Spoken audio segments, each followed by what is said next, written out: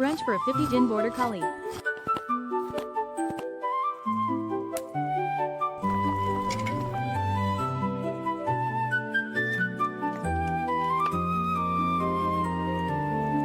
Time to cook for the puppy. Today I'm making a meal with shiitake mushrooms, asparagus, silverfish, and venison tendon. Trim the fat off the surface of the meat, then cut it into pieces. Meat with tendons can be a bit harder to cut.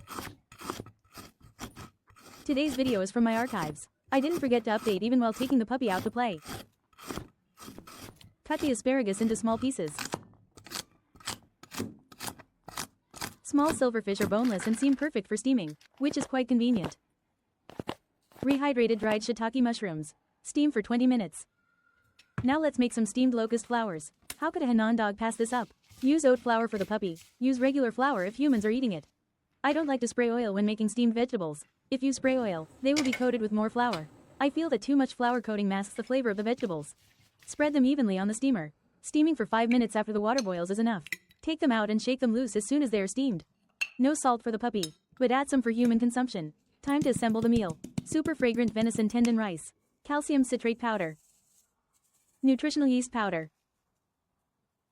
Okra that has been blanched and mashed. Add a little steamed locust flour. Duck liver jelly. Raspberries. A fig. Newly arrived biscuits. A steamed carrot cake as a post-meal reward. Sprinkle with rose petals to calm the mind. Puppy's meal is ready. All finished. Bye-bye. See you next time.